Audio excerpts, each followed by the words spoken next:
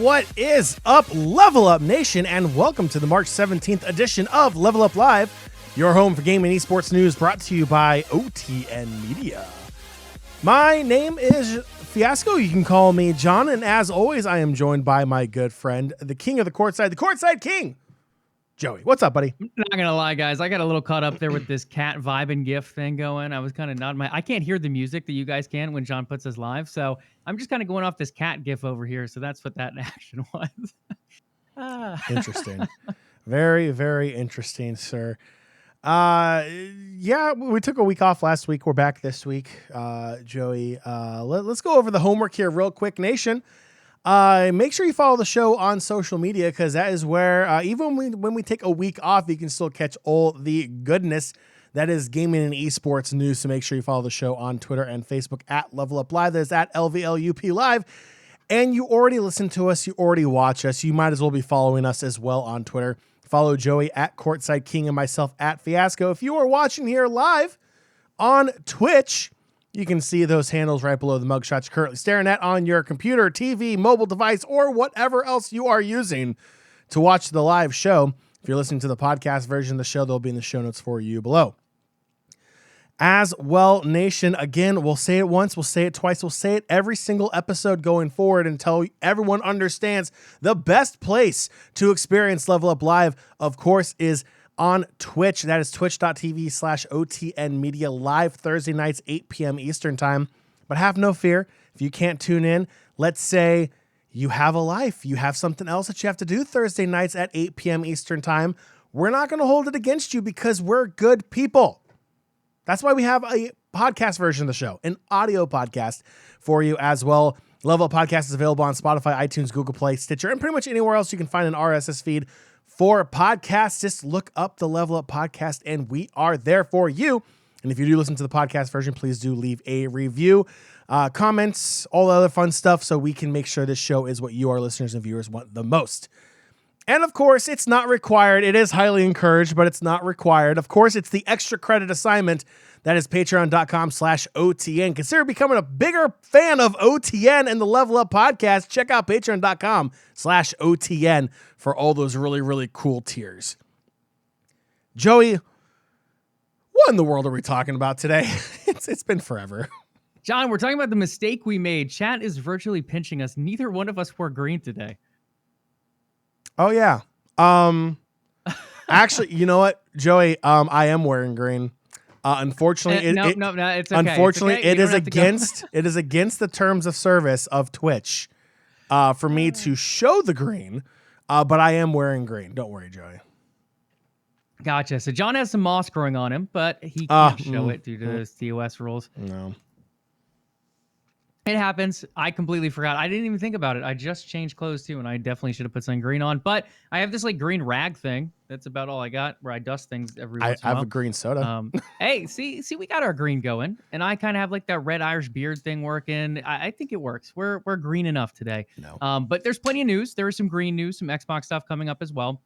They had an ID at Xbox Showcase this week on Wednesday. We had a PlayStation State of Play this week that focused completely on the new Harry Potter game, Hogwarts Legacy. Elden Ring is still doing crazy things, so talking a little bit about that. There's obviously a Tencent acquisition we'll just touch on briefly. Diving a little bit further, a new Hearthstone expansion, and then we're going to deep dive a little bit into the initiative and that situation over there with Perfect Dark, among some other things in today's show. All right, Joey. Those are our topics before we can even dive in to the amazingness that is those topics and much more. Of course, we have to talk about the drink of choice.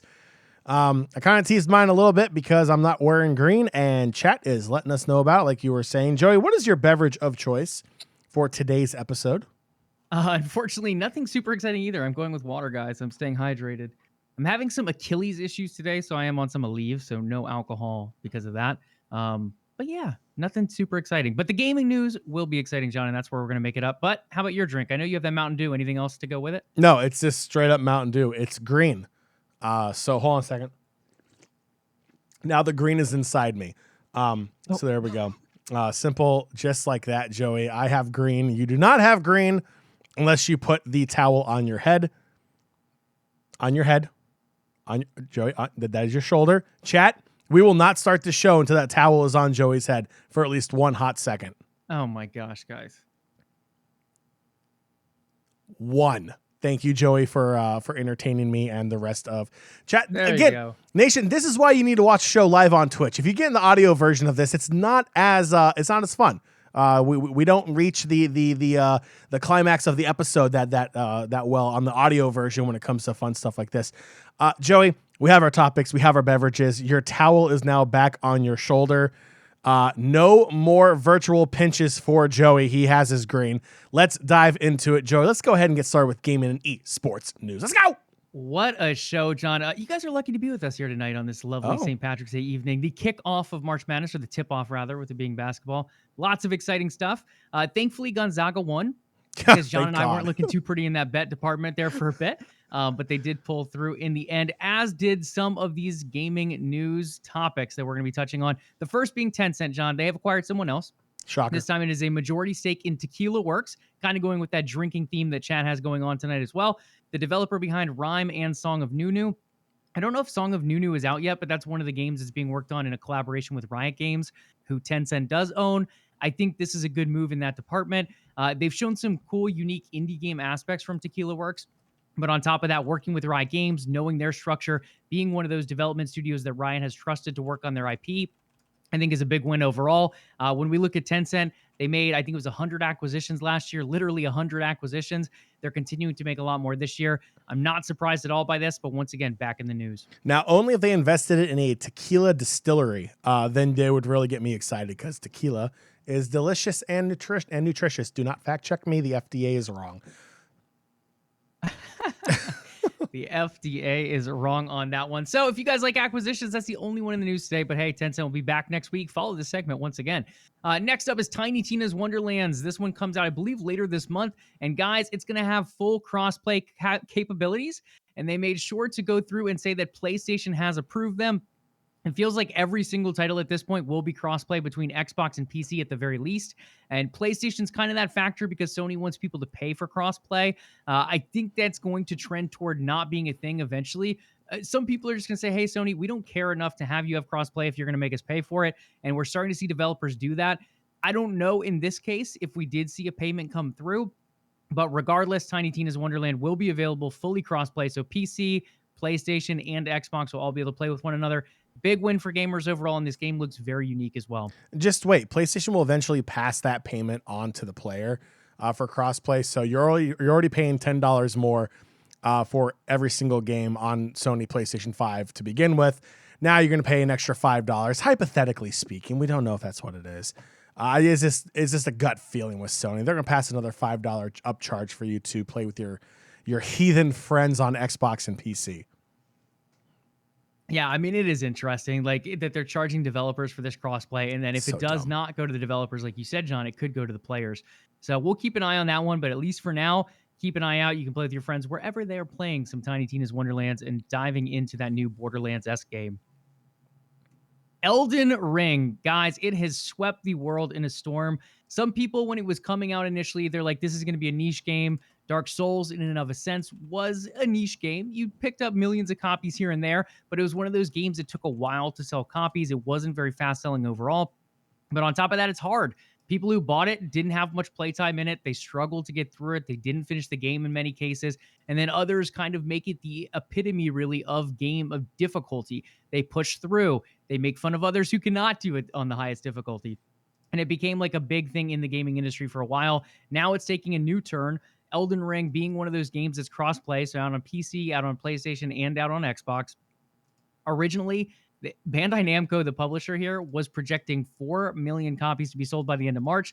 Guys, they surpassed that. Not only doubled it, not only tripled it, but they have quadrupled it already 2 weeks through March. It has sold 12 million copies worldwide. It is the highest rated game of the year, arguably the front runner for game of the year at all of the award shows this year, doing phenomenally well.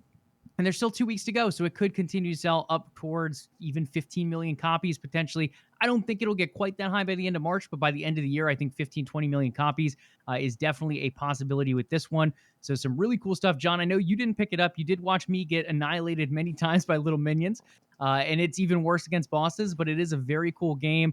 The multiplayer aspect is interesting. You can kind of call helpers in, and you can also get kind of raided by enemies as well. I am 1-0 against enemy raids. I've not called in a helper, but overall, I probably should. In the end, I think it's a really cool game. It was the top-selling game last month on Xbox and PC, and the second highest on PlayStation, coming right behind Horizon Forbidden West. John, I know you saw my footage, but have you seen any other footage of Elden Ring or have any other additional thoughts on it? Joey, I am pleased to. Well, first off, Nation, I just want to reassure you, I did not make fun of Joey's inability to kill trash mobs or bosses. Or anything else that occurred in that game. I felt bad for him. I gave him my thoughts, my positive vibes. That was still not enough to help him, but it didn't stop me from trying. So Nation, it was not me picking on him. I do know some people who were picking on him. We're not going to say names because we're not that kind of show. We're not going to call anybody out. But yeah, I watched some other people play. Joey, you are not the only one struggling with it. I saw quite a few people, which, if you can believe it, were worse than you. I don't know if that's a compliment or not, but it is what it is. It's a very tough game, and it is what it is. It's that style of game. So I don't think anyone can really be made fun of for playing that kind of style of game and then like struggling with it, especially if it's like your first or second one. It is a very different style of game than what a lot of gamers are used to. Not saying it's a bad game. It's just a very different play structure, different play style, if you will. So yeah, I think it looks cool. I like the graphics. I like how it plays. It's not a game that really reaches out to me, something that I would want to play. But I can definitely see how it's enjoyable for other gamers that are playing it. Joey, even with you being annihilated, it was very entertaining to watch. Not just you, but other people too. But yeah, I thought it was really good. Yeah, really cool game. And it is difficult, just the fighting in general. Like, you can get one or two shot by a lot of the bosses, even by some of the smaller mobs if you go a little too far. The other thing is there's no real quest line either. It's very vague as opposed to like what you should be doing. So there are, I think, 120 something bosses in total in the game. Most players probably won't even come up against a quarter of those, depending what paths they take and how much of a completionist they are in that sense. I'm someone who likes to 100% games and get all the achievements. I think this will probably take me years to do that, if I'm being completely honest. So we'll see how far I get in this one. Hopefully I'll eventually at least finish the story. But it is a game that I feel like will be a long-term masterpiece that's spoken about quite a bit this decade. Joey, side note real quick, you mentioned achievements. I am pleased to announce that 45 minutes before we went live here on LvLUp Live, I killed the last rare in Zareth Mortis for World of Warcraft for the 9.2 patch. So I camped out for literally an hour after I got home from work, waiting for that one last rare to spawn. It was myself and actually 6 other people waiting for it. So I wasn't the only one.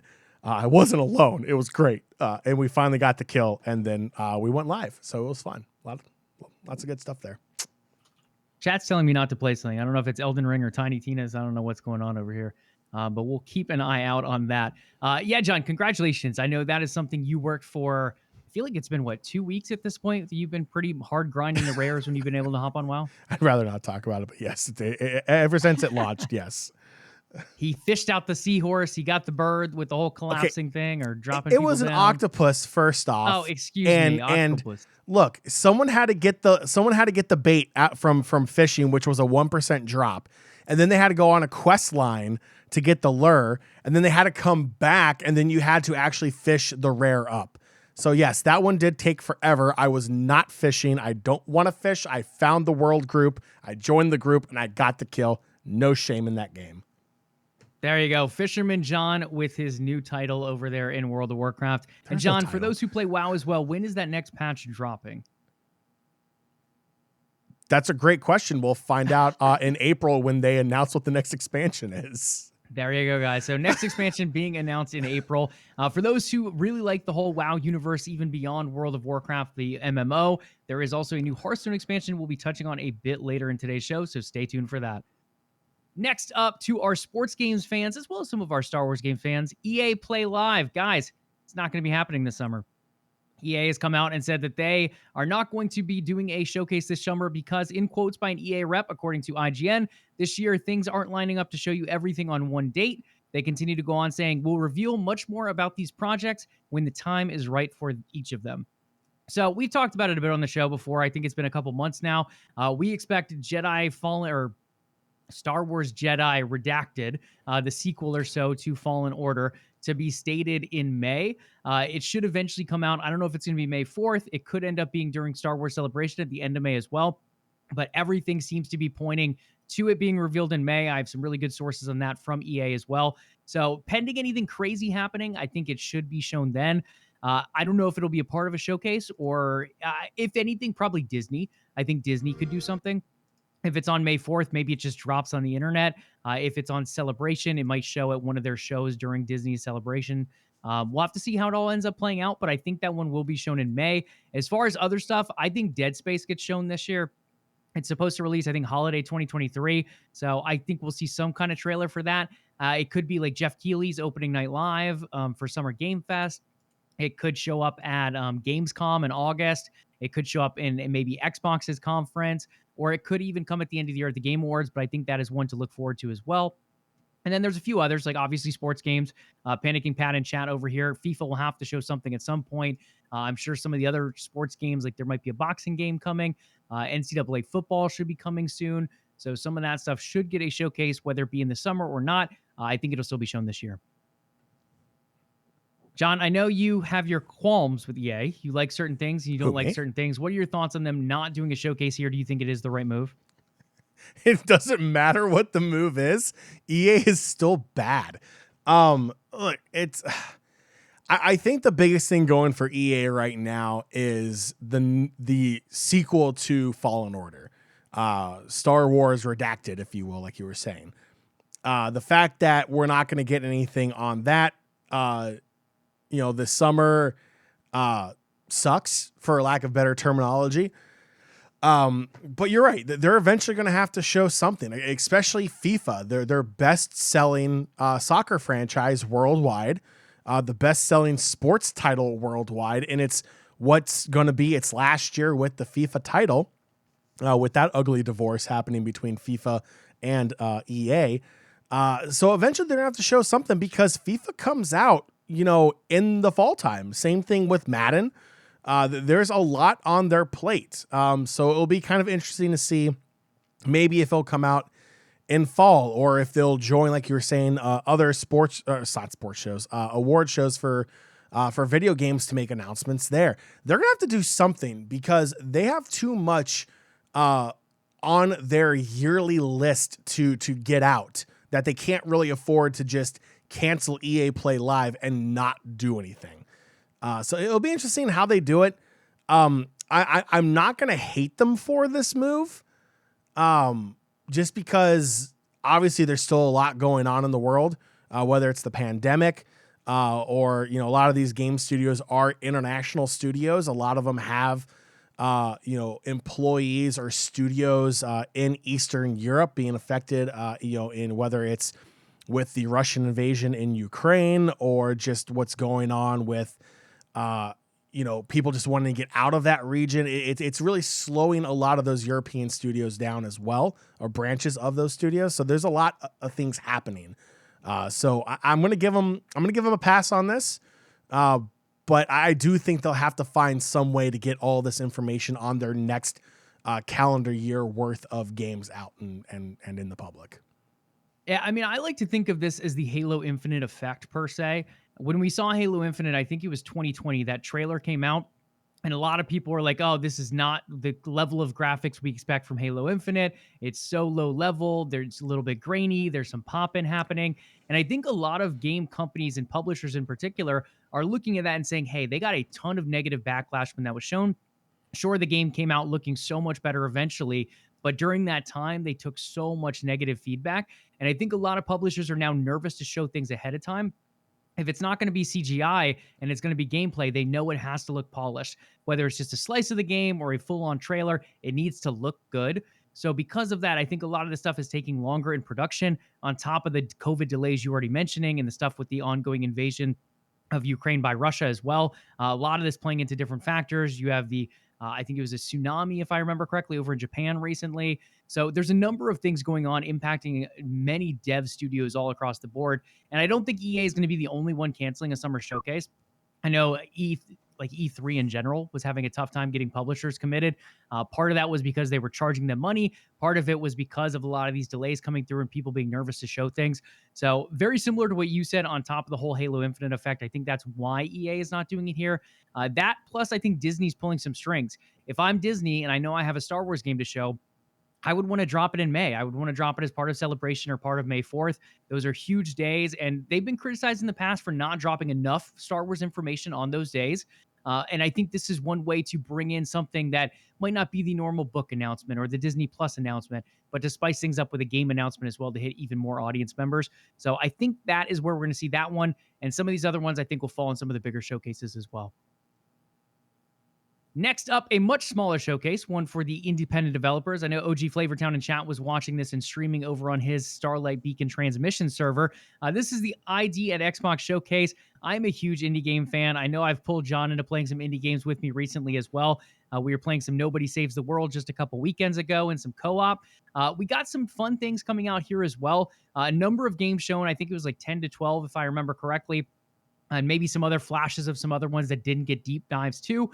But some that stood out to me, Tunic is a big one.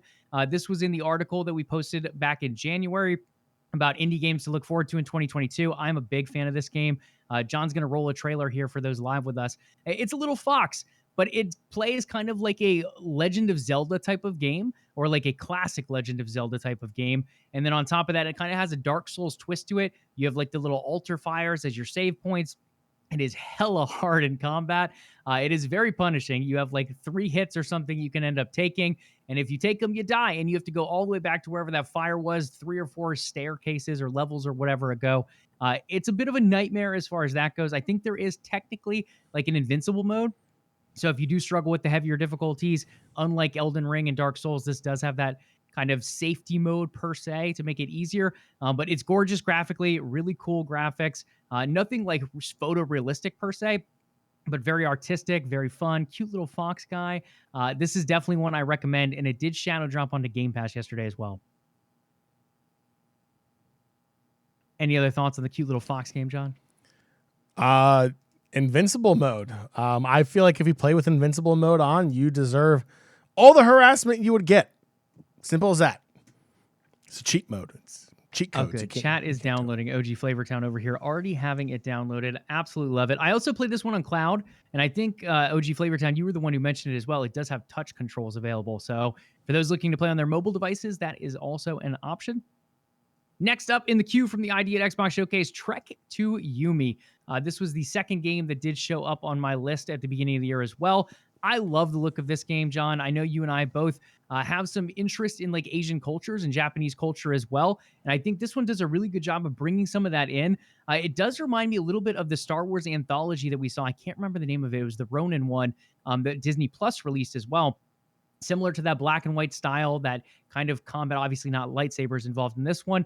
But it is a really cool side-scrolling game, and I think it's going to be a very fun one to keep an eye out for when it eventually launches. Yeah, I think it looks fantastic. It's a game that I'm definitely excited for.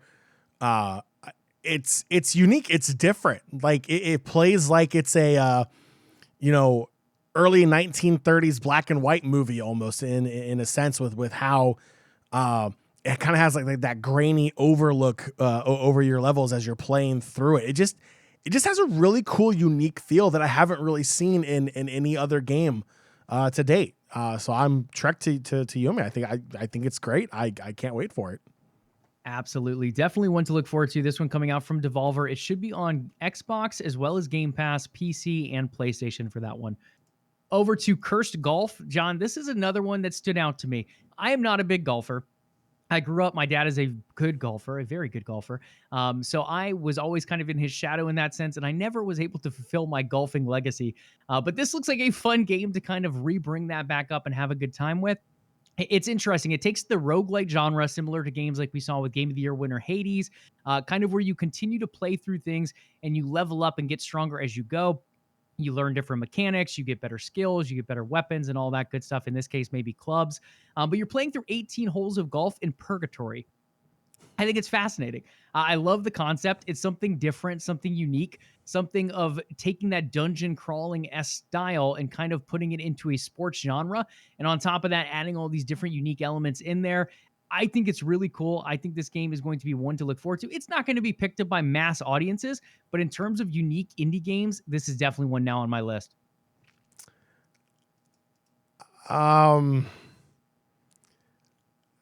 I don't know about this one. So Joey, I'm much like you. My golf game is very different from the rest of the world's. I can drive off a tee, I can putt. Everything in between I can't do. The only golf game I've recently played is Golden Tee, which, fun fact, Joey, I can tee off and I can putt in that game, and everything in between I'm terrible at. Who would have thought? So, fun fact, I can't drive very well, but I'm very good with irons. So maybe if we do some like captain's ball at some point, we might have something going for us. Yeah.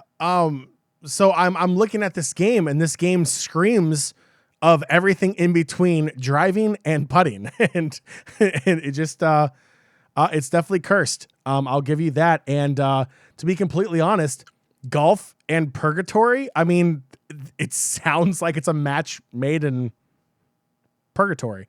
Because golf is purgatory. I can't stand watching it. I really don't enjoy playing it at all. So yeah, I think it's perfect. We'll keep Jon in the top golf genre where he can go drink and then drive the golf ball, not actually drive. Immortality is next up on the list before we twist our words there. This game looks super unique. And Jon, I think this one might be a little bit more down your alley. Very artsy. This is kind of, those very artsy films that win stuff like the Academy Awards and the Oscars. Immortality is one of those games that a game show in that same vein, I think this would be a clear nominee, if not a winner overall. Super unique from anything I've ever seen before. Yeah, this looks like... Wait, is this the actual game? This is the game. So, what is this, like a novel-based kind of game where like you it's like a detective mystery type of thing. I think it's a murder mystery, and you have to examine footage and different clips and things like that to find out what happened. It's crazy looking. Yeah, this is weird enough. I think I would probably check this out. Yeah, super unique.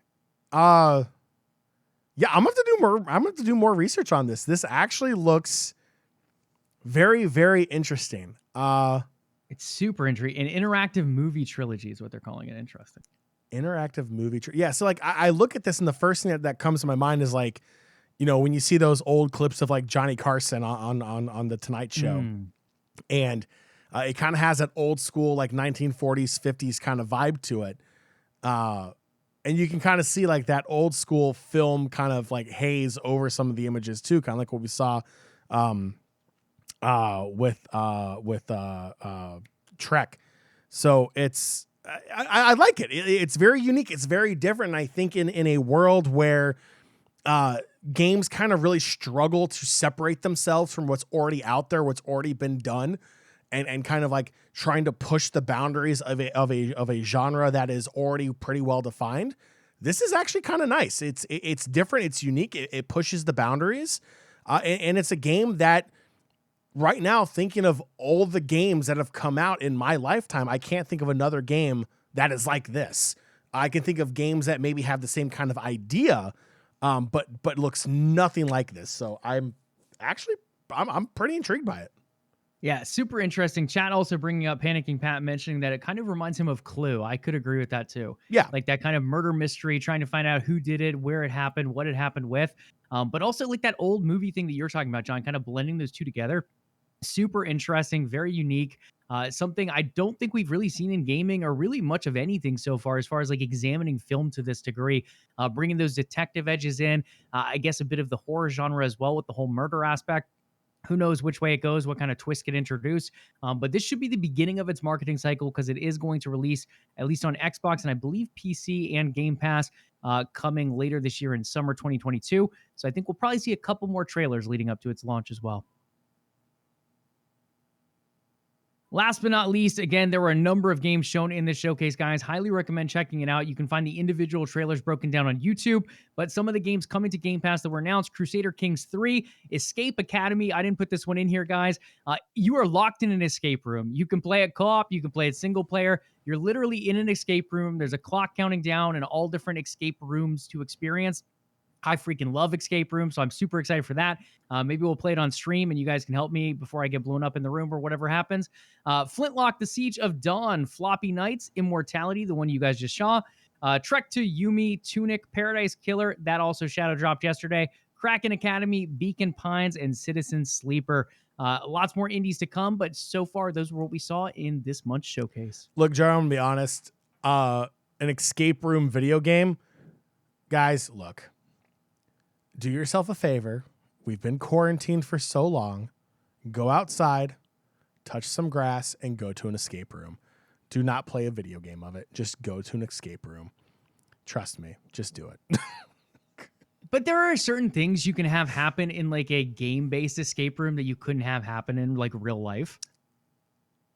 Name one. I mean, just think of like flying, for example. Are you going to throw me out of an airplane? Yes. Like, I mean, I don't know. I feel like there's different things. Like they could time it like when you're on an airplane or you're on a train. And I don't know if you can really do things like that very easily in real life. Sure, if there's money involved, you can do whatever you want. But overall, I feel like, I don't know. Don't do this to me. John, you're going to play the escape room game with me. Joey, I'm talking 2 escape rooms on 2 separate trains on the same track, 20 miles apart, going at each other. And you have to escape before the trains collide. Are you telling me that would not be exciting IRL? I mean, if you want to do that, I am more than willing to watch a Twitch stream, let's say. One of those live Twitch streams of you IRLing that. Yeah, that's what I thought. Go laugh over there. I mean, I didn't say how fast the trains were going. Whether he likes it or not, John is going to play the escape room game with me. I'm excited. I think it'll be lots of fun. I don't know when it eventually comes out, but Escape Academy is that one if you guys want to look more into it. Next up is a game that has really... I'm not going to go with that pun. Do it. Do it. Nope. You've already teased it. You have to. Nope. I will stop the show right now. This is going to be a really cool game. This is one that's been on John and I's radar for quite a while. Our wands are at the ready per se for this one. What's the pun? What's the pun? What's the pun, Joey? Hogwarts Legacy, guys. This was shown on PlayStation State of Play this week. Super excited for this. The game, it's had a bit of shaky development from what we heard here and there. It's had some changes in development from what the original plan was to what is eventually going to come out. And some things have shifted and teeter-totter back and forth a little bit here as well. We got, I think it was 14 minutes or 16 minutes of gameplay shown today. Really good stuff. Graphically, I would say it looks good, not great. I think there's still room for polish, but it is not coming out until holiday 2022 now, so a slight internal delay on that front as well. It was originally supposed to be like September 2022, so a little bit of a delay, a couple months probably to add in a little extra polish there.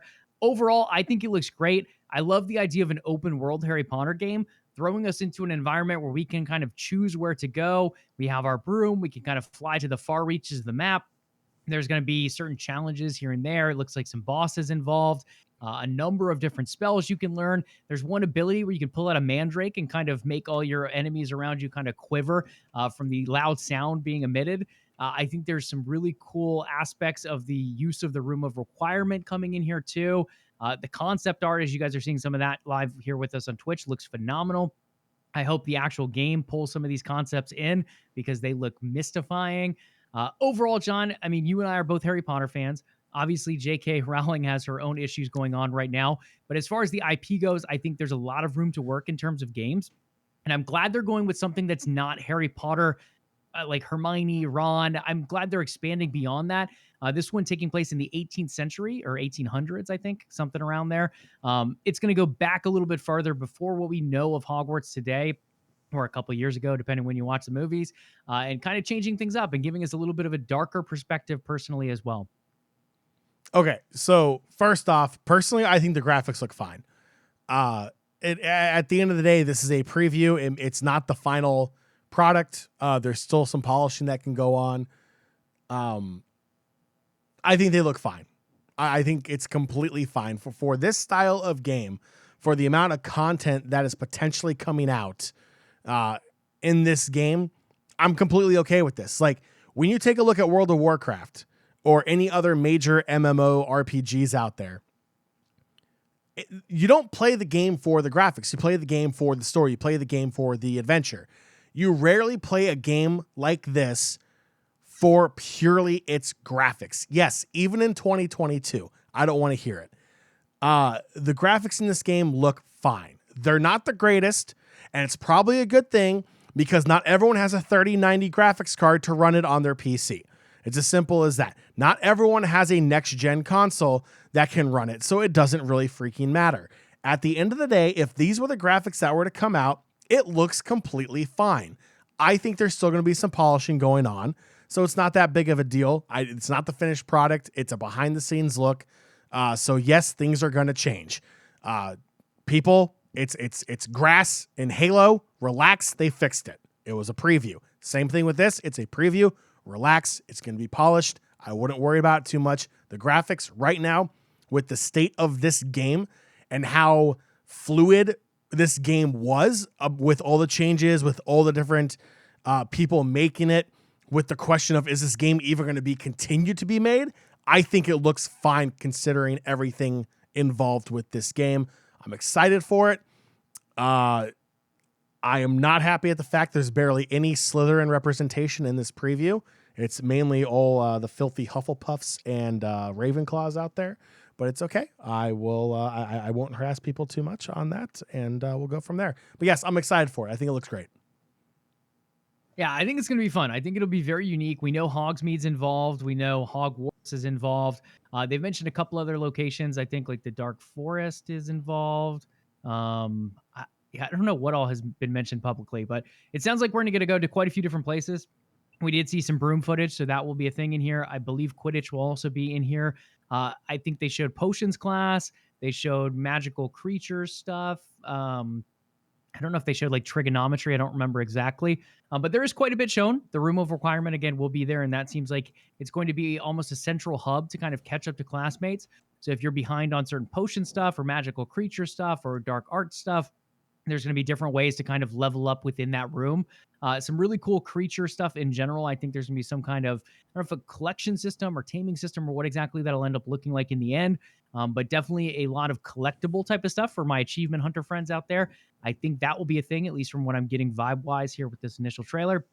The stuff that I don't like graphically, I think overall the polish will come through. But if you guys are noticing some of these animations, they look a bit choppy, and that's where I'm worried. A lot of these animations, when they're choppy, it ends up leading to games that launch and they're not, I'm not going to say not playable, but they're not great as far as like pop-ins and like, almost like they freeze up a little bit here and there. We've seen this the last couple of years with the releases during COVID. So I'm hoping that gets fleshed out. That's what I'm more worried about, as opposed to not necessarily how things look and how clean they are looking, as opposed to how they actually flow and if my system can run it. Now, again, PlayStation people are going to hate me, but this was run on PS5. So as someone who's on Xbox, I know there's a few other things that help smooth that out. So I'm a little bit more comfortable with that, but I'll probably be playing on PC anyway. And PC should be the best platform to play this game, would be my guess, because then you can kind of crank up to ultra graphics if you want to as well. But that's really my only concern, is the stuttering. I think overall story is coming together. The open world aspects seem to be going together. I'm curious what the level up type of system looks like and how many different skills are available and how much we can kind of customize our wizard or witch per se. But we'll have to wait and see. So far, I think this game looks great. And now with them kind of bumping in another 3 to 4 months, a little bit later toward the holiday window, I think they'll have time to get the polish in. I think they'll have time for quite a bit of marketing as well. And no, Pat, no battle royale. Get out of here. Honestly, I don't think battle royales can be counted out for anything at this point. For With real. games like Forza adding battle royales in, I think just anything goes at this point. Like, who's going to throw the next battle royale in? I don't even know if this game has multiplayer, but if it does, wands at the ready, ladies and gentlemen, because it could be a battle royale coming.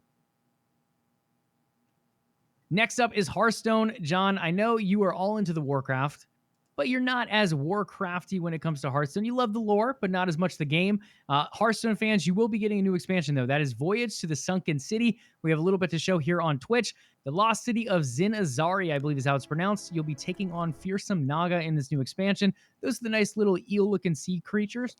Little mermaid action going on here. Overall, I have not touched Hearthstone, and John, I feel like it's been 2-3 years, maybe even more than that. It was a little too pay to win to me after a little while, but I do love the animations they give for their new expansions. I think they bring unique mechanics into their cards as well. If they didn't cost an arm and a leg to buy, I probably would still be checking it out. But overall, this new expansion is interesting. I love anything that goes underwater, and I think this will be a fun one for Hearthstone players. Yeah. I mean, World of Warcraft did this back in Cataclysm. They had an underwater zone that a lot of people really enjoyed. It was the first kind of zone that was underwater. They haven't done it since. But I think it's kind of unique. I like how much detail and effort they put into these release videos for a very boring card game. That is pay to win, like you said. I guess it's okay. I mean, again, it looks great. I love how they handle these expansions for Hearthstone, but it's just a game that I don't know. Like I've never understood the joy in playing a digital card game. I don't know. Maybe I'm a boomer. Who knows? I just don't. Hearthstone never really did it for me. And it's not because I suck at the game. It's just, it's a game that just can't grab my interest at all. But again, they do a fantastic job with it. It's very popular. Then these, expansion release videos are great. It's just, at the end of the day, it's a card game. And I just don't understand the appeal. Now, John, there was a rumor at one point that you did struggle a bit with the Innkeeper. You couldn't quite get your tab paid, per se, in the Hearthstone genre. Is that true? I'm sorry, Joe, you broke up there. I bet I did. Anyway, if John gets to face the Innkeeper again, we'll have to wait and see. But for now, Hearthstone players, enjoy your time under the sea. Next up is the Initiative, the Perfect Dark Situation. This came out, I believe it was VGC and Andy Robinson who wrote the article. A lot of what we've been seeing with this studio, somewhat behind the scenes, somewhat publicly, a lot of people have been leaving. So they ended up hiring a ton of people across the industry. We had people from Crystal Dynamics who worked on Tomb Raider, people from Naughty Dog who worked on The Last of Us, a number of people from the Sony Santa Monica team that worked on God of War. We've had people from Eidos Montreal. We've had people from pretty much every big studio out there in the world, it feels like. Riot Games, there were people at the Initiative. Some of them staying, some of them leaving at this point. I believe I think it's a third of the staff, if I remember correctly, have left at this point. Which is bad. It does not look good. Now, with that being said, we're not talking a 200, 300 person studio like a lot of these big AAA studios are today. The Initiative, I think, was right around 70 people at its max, which is incredibly small for a AAA studio. So why is this happening? What's going on? Is there issues behind the scenes? We don't have many contacts in that area with the Initiative, but we do have Windows Central's Checkpoint. It came out this week with Jez Corden and Miles Dompier. They do a phenomenal job breaking it down. So we're actually going to play a clip of Jez from what he's heard from his sources. In my opinion, Jez is one of the best people for Xbox news out there, and I think he does a very good job breaking it down here. So we'll start with that. Okay, so just for clarification here real quick, Joey, that the timestamps you have on the note, that's the portion you want me to play? Yeah, correct. Okay, cool. Here we go. As soon as I try to click play, it moves the that was fun. Hold on one second. We're going to start there and go. Sources I can't, mention that. Trusted sources, I should add. That basically there was a big disagreement over how to proceed with Perfect Dark. The way the Initiative was set up, almost in a unique sort of studio format. I don't want to say flat structure, but they did build it to try and explore a different way of making a game studio. Anti-crunch, which is great, a more sort of democratic development process structure.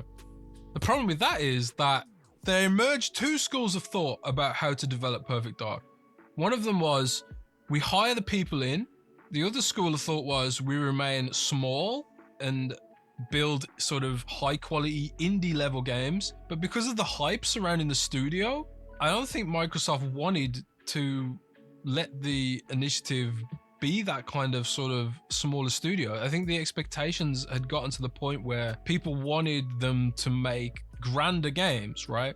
There's that notorious job listing they put out where they said they were going to be making quadruple A games. The quadruple A, yeah.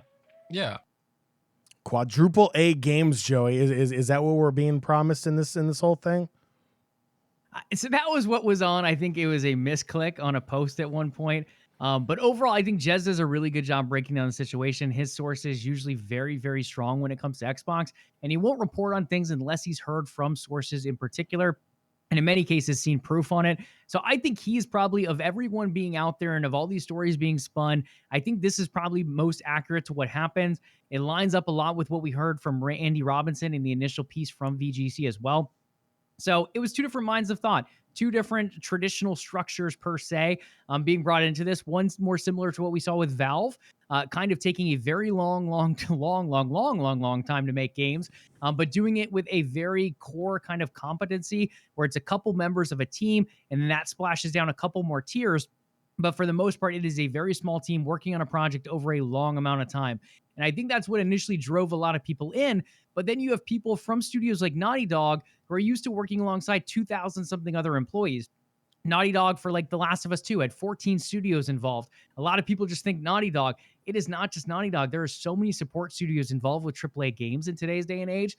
So with Perfect Dark, with that only being one single studio and potentially a little bit of work from certain affinity coming in down from Texas as well, this was going to be a much slower paced game, a much more, not necessarily indie game, but it was going to be not on the level of a AAA game like a lot of people expected. Now, with that being said, we've seen changes. They made the deal with Crystal Dynamics. They came in September 2021. So now Perfect Dark is kind of being revamped, and we're seeing a little bit of a change. So that is why you're seeing people exiting. It's not quite what they expected it to be, or things have changed, and now it's not what they wanted it to be. So those two schools of thought are kind of breaking up. A lot of those employees, now that they've transitioned people over, are kind of leaving and moving on, while the initiative is keeping kind of this new core that believes in this new perspective, which is really the old perspective of video games, where you kind of have your core team and then you have other people under them working on it. In this case, Crystal Dynamics. I'm not worried for Perfect Dark. I think if anything, we're going to get an even better game of Perfect Dark now because of this change. But in the end, it sucks that people are not happy. Obviously, you want people to be happy in your jobs, regardless if it's in games or not. Jon and I knowing that in particular on certain first-party situations at times. But when it comes down to it, I think that's just something you want, and you want your developers to be happy. And if they're not happy, I think the best place is to see them move on. And in some of these cases, the work they were doing is done. And in other cases, maybe it didn't get done. Maybe they transitioned. Maybe they didn't help transition people over, but they're now moving on to a project that they're more passionate about, or to a studio that they're more passionate about. Like we did see Drew Murray go back to, I think, Insomniac Games. We saw a couple other people make shifts throughout the industry as well. A number of them going to other Xbox studios or other PlayStation studios. So we'll keep an eye on the situation. But I think the way Jez breaks it down should help ease some minds as well. Perfect Dark maybe not coming as early as we thought it was going to, but may end up out a lot more fleshed out rather later when it does come out eventually. Any other thoughts on this Perfect Dark initiative situation, Jon? I know we've talked so much about the studio. They brought in so much talent. A number of the people from that talent line staying and a number of other ones moving out. What are your thoughts overall on all this stuff going on with the initiative? I feel like the initiative is a victim of its own hype. I think it's one of those things where you start acquiring a lot of studios, a lot of talent. Even if you don't build the hype yourself, the hype's going to be built. That's just what happens. And yes, I feel like the gaming fan base, if you will, probably got overhyped with what exactly they were expecting. And that led to a lot of confusion. I think from that clip that we heard from Checkpoint, I think that's a very accurate representation of kind of the difference between studio gaming world versus the player side, where it's like, obviously the player side is like, we look at the end product And as long as we get the end product and we're happy with it, us gamers, we happy kind of thing, where from a studio side, it's like they could be working on something. They won't even be advertising it. But because that studio is part of a larger body and they're making moves, now all of a sudden more and more pressure is being put onto them, even though it may have nothing to do with, the game they're working on or whatever. But just because they have the initiative hanging over their heads, there's automatically a larger expectation now for them. And if there's one thing we've learned in the gaming world is burnout is real, whether you're a player or whether you're in a studio. Like just any kind of expectation or added pressure onto you can really change your mindset in developing a game or being a part of a larger group. There's just a lot of things that happen. And also at the same time, it's like we're in a very fluid period of time where people are looking at getting different jobs, what's best for them and what's best for their career path. So I wouldn't necessarily say it's like a bad thing or anything like that, but I can definitely see how there is mass confusion on the public gamer side. And with that information not being publicly released, it does cause a lot of confusion. Yeah, and I mean, that's the other thing. Like, we're seeing it so much. I mean, you have obviously the console fanboys out there, but then you also have the people who want games just to come out and to be perfect. And I think a lot of those people the ones who are criticizing Grass, for example, they don't understand, one, what goes into game design, and two, adding in everything with the pandemic, working from home. Not everyone is going to have a supercomputer at home. Not every studio is going to be rich enough to be able to supply that supercomputer at home. So a lot of people are working on computers that are not on the level that they're used to. They're working on collaborating with people over stuff like Discord and Microsoft Teams, as opposed to in the office looking at storyboards together. So it's just a completely new environment. And a lot of these studios really trying to work their way through the rocky terrain of it as they develop these games. And with AAA games, I mean, The Last of Us was phenomenal graphically. So now that's kind of the bar. And then you have Forza Horizon 5 that comes out and even moves that bar up another notch. So now everyone's expecting these AAA games to have amazingly photorealistic graphics because of games like TLU 2 and because of games like Forza Horizon 5. Not everyone can come and do that.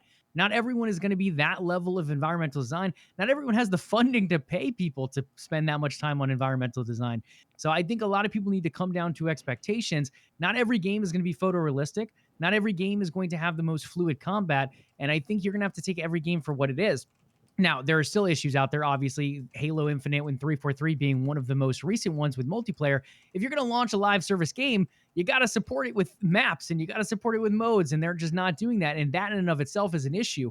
Sure, we can blame some on the pandemic, but overall, that was also poor planning on certain parts as well.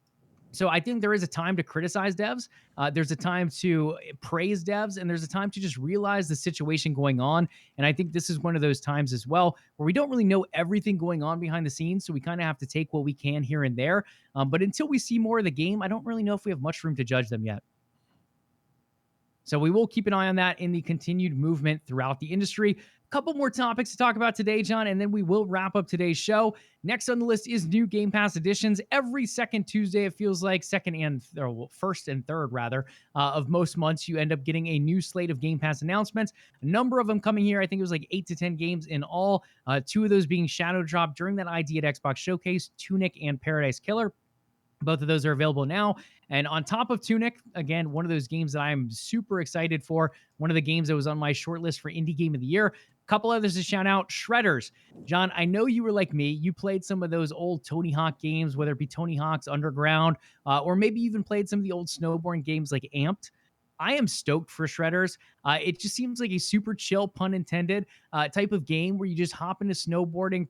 You have real snowboarders for voice recording. You have real brands involved. But I just love the idea of a nice chill game to just kind of go through this open amusement park per se of snow-covered environments. And I just think that sounds like a very fun game in today's day and age where it feels like so many things are continue to grind this for your multiplayer battle pass or continue to get your head beaten in over and over by this Elden Ring boss. It just seems like a good change of pace game here.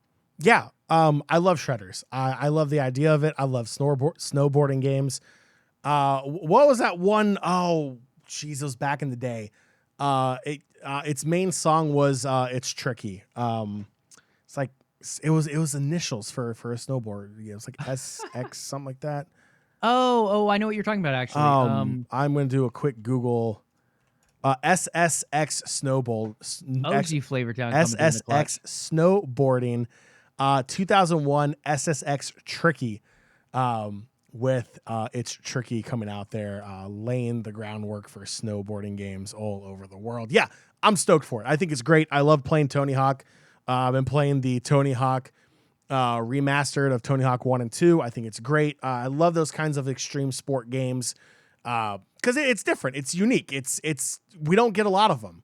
And when we did get them back in the early 2000s, they were masterpieces because there's literally nothing else doing it. And when you put someone's name like a Tony Hawk on it, you know it has to be good.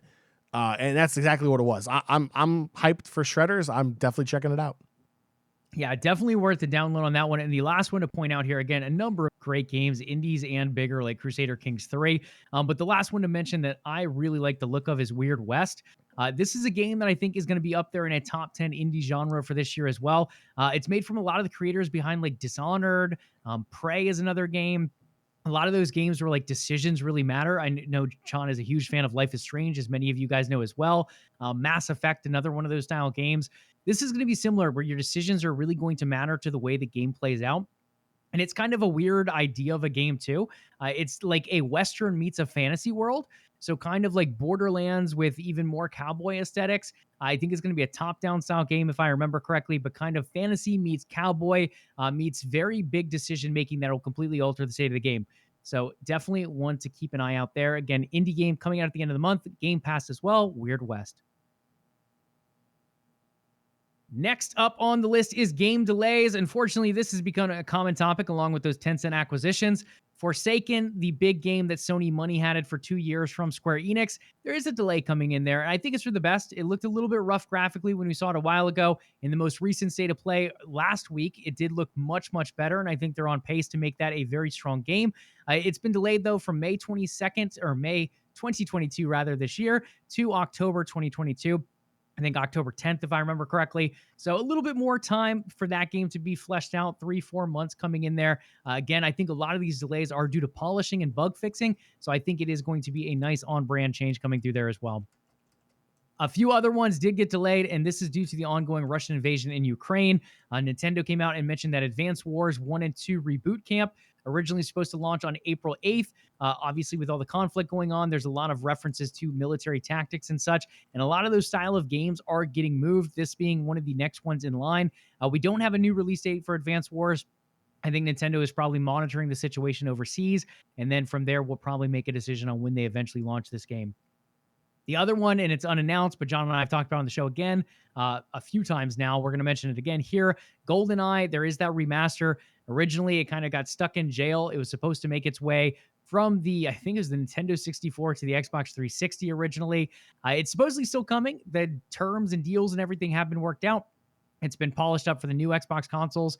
I don't know if it's the Xbox One level consoles or all the way to the Series level consoles, but that should be coming out, I believe, on Xbox consoles and PC at some point in the future. But it is heavily Russian-based for those who played the story originally. So that is why apparently that one has been delayed behind the scenes as well. Jon, I do see you typing that. We actually did mention this a while ago, but we can bring it up again with the esports fact when we do slide into esports. Well, actually, let's just mention it now. So we're talking about the whole Russia situation. EA, they initially pulled all of the Russian and Belarusian teams out of their games, whether that be FIFA or other different things as well. And something we've seen from that is we've seen a lot of people outlawing athletes and teams from Russia and Belarus from participating in esport competitions as well. EA was starting to move this direction, but they did make an official statement on it now recently. They will be banning those Russian and Belarusian athletes in eligible countries in esports programs for the foreseeable future. So instead of it just being like a 1 to 2 tournament ban like they were originally looking at, they are planning to ban them for the foreseeable future. Any other things you want to mention on that one, Jon? Yeah, no, I just wanted to touch on it since we had finally got an official ruling on that. For that ban being indefinite now until Russia gets their head out of their butts and stops committing war crimes. We'll put it that way. Yeah, we'll and go I with think that. this is going to be something we see more and more. Yeah. I think CS has followed suit. CS is not allowing those teams anymore. I think they can technically still play, but they can't play under the flags of Russia or Belarus. I think we saw it with Quake as well, came through, and they're banning athletes from those countries. So it's something we're going to probably see more and more throughout esports, especially those global esports. I don't know if Riot Games has done anything with the like smaller European leagues over there yet or not. But it does seem to be something that is kind of moving its way through the esports industry as well as the games industry now as well. Next up on the list, the first episode of the Halo TV series drops next Thursday on Paramount Plus.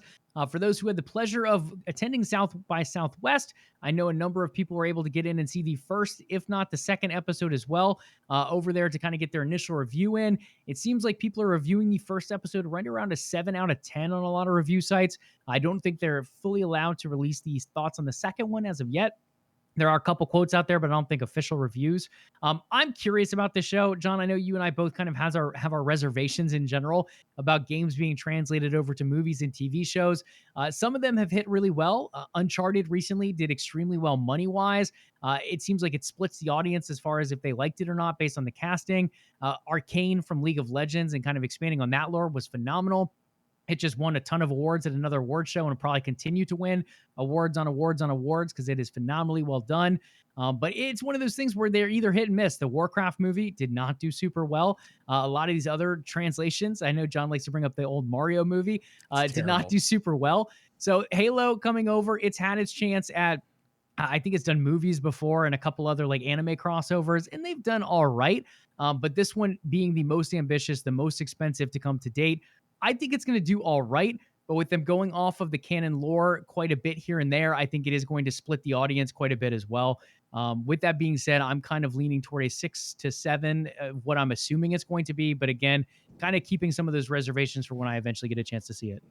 Everyone loves Cortana, right? And how she looks in the series and everything from the previews. Yeah, that's a and, little extra for me. I don't like the idea of Master Chief taking his helmet off either. I'm sure he looks like Pablo Schreiber in the games too, but we never see it underneath the helmet. I think the voices is going to be something else that trips me up. I've listened to the same Master Chief voice for 20 years now. And now I have to listen to someone else with that voice and it's not really them. And it's like, I don't know. I feel like there's a lot of reservations for the way they're going about it, but I get it. Like you're not going to want to sell the game just as is to a TV audience because you're not necessarily going to loop in that game audience because they know exactly what's coming. Sure, some people will still watch it because they're a big fan of the genre and the game and the IP, but other people are like, I already know what happens. I played through the games and they're better anyway. So in the end, I think them going off of canon could be a good move to kind of broaden the audience, but it's one of those moves that's going to get critiqued from both sides of the aisle, I feel like. I mean, you're going to sit and tell me that Master Chief is actually a Mandalorian. He's not supposed to take his helmet off? I mean, kind of in a sense. Like, I don't know when the Mandalorians initially came out as far as Star Wars goes, but yeah, it's right around that same kind of lore line. Tisk. The other thing with this is a lot of people don't subscribe to Paramount Plus. A lot of people are buying into it for stuff like the Halo TV series. But if you haven't bought in already, guys, and you are Xbox Game Pass Ultimate members or subscribers rather, you can check it out with a free 30-day trial. So that'll get you the first, 3-4 episodes potentially as well. Or if you wait a little bit later in the season and then pop your trial, you might be able to get all of them if you play it smart. But in the end, that will be available to those Xbox Game Pass members. Last but not least, in the news to wrap up today's show, unfortunately, a little bit of sadder news. This one going to an Xbox IP as well. The Coalition has announced that they will be ending the Gears esports scene. It is coming to an end. It's been around for a number of years at this point, all the way back from, I think, Gears of War 1 or Gears of War 2, eventually moving its way to today with Gears of War 5. It will continue to run through the end of the summer. But once the end of the summer comes, that will be the end of the scene, at least for the foreseeable future. When it comes down to Gear 6, we might eventually see a return of the scene. But for now, it's one of those scenes, John, and we've talked about it before. It can never really go mainline because it's super gory, because it has kind of those very mature tones to it overall. So it's not going to get picked up like a League of Legends. Even CSGO involving guns is not even close to as gory as something like a Gears of War. So with it being that, I can see that cutting down on revenue streams. With the game itself, it felt like the live service model died off on that game too. And a lot of that being the player count wanting certain things and developers wanting other things and it going back and forth. And there never really being a sweet spot hit between the two for the most part in the operations that were released. So at least moving forward, Gears esports will be ceasing to exist at the end of the summer. and we'll see what happens in the future for that one. So you're telling me because they couldn't get that KinderCare daycare sponsorship for Gears of War esports, they're just going to close the whole thing down?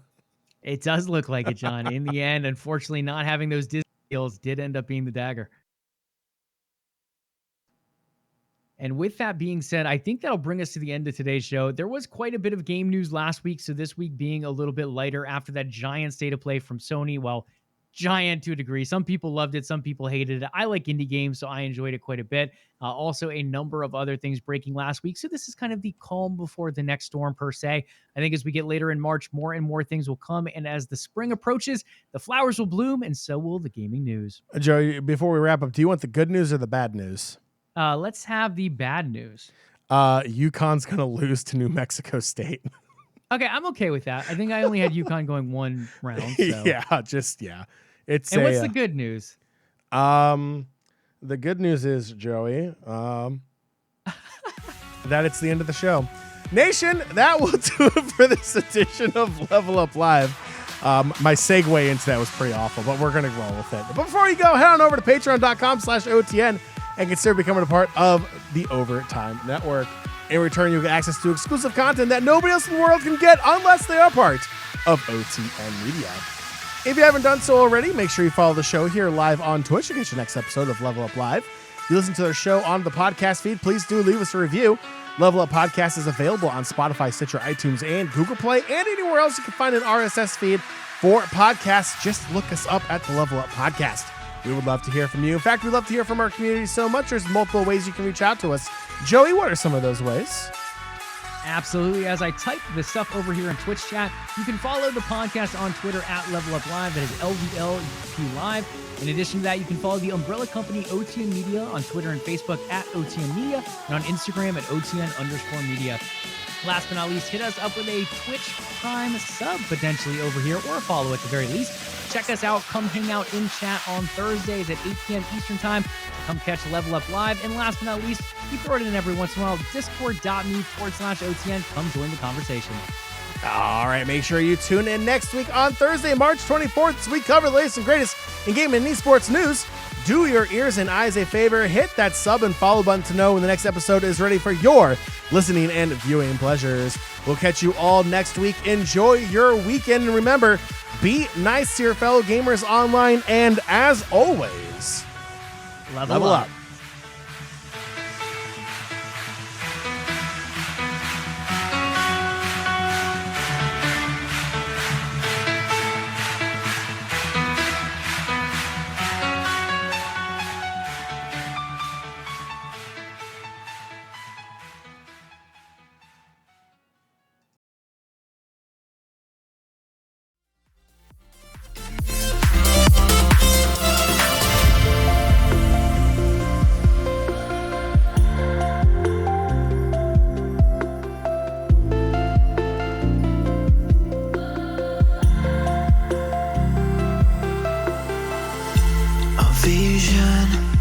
Clouded, it feels like we've been aging faster. I feel so secluded. I really wish that things got better. It's been hard to keep my composure, and I really wanted to be over. In a sense, in summer race, we come back swinging. When it all comes crashing down on us, stand your grounds. Faith is something that is really hard to find. So take it on yourself and keep your head up straight.